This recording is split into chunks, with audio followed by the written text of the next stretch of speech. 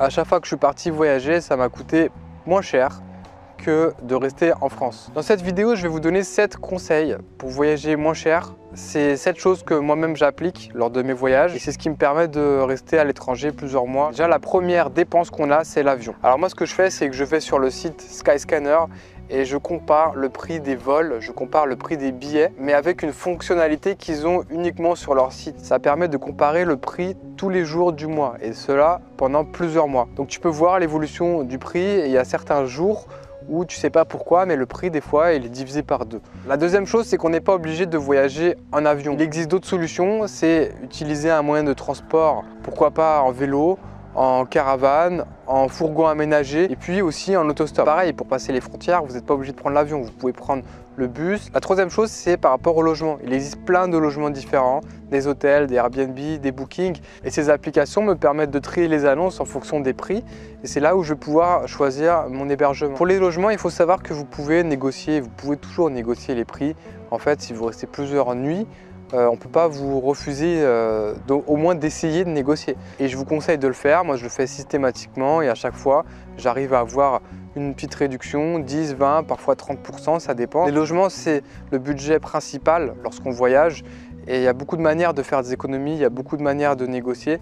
C'est aussi ce que j'enseigne dans ma petite formation, comment voyager avec 20 € par jour. Si vous voulez approfondir le sujet, ça sera le premier lien dans la description. Une autre façon de voyager qui permet de voyager gratuitement, c'est de faire des volontariats. Il y a pas mal de sites web ou d'applications qui permettent de référencer toutes les personnes qui proposent ces annonces-là.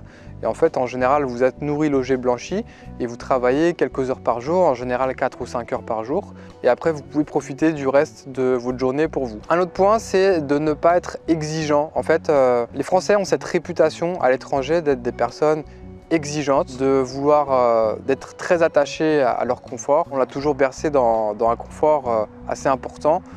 Toutes catégories sociales confondues en France. Et à l'étranger, c'est pas la norme. Dans beaucoup de pays, le confort qu'on a en Occident, c'est pas la norme.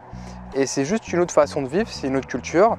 Mais si vous arrivez à vous adapter à ces cultures et à s'adapter à ces modes de vie, eh ben, vous pouvez vivre comme les locaux et vivre normalement. Et à ce moment-là, vous pourrez accéder à des logements plus traditionnels, plus culturels et beaucoup moins coûteux. Comment consomment les locaux? Est-ce qu'ils vont faire leurs courses et ils cuisinent chez eux? Est-ce qu'ils achètent dans la rue à manger, donc ce qu'on appelle la street food? Est-ce qu'ils vont au restaurant? Comment ils consomment? Est-ce qu'ils vont dans les marchés?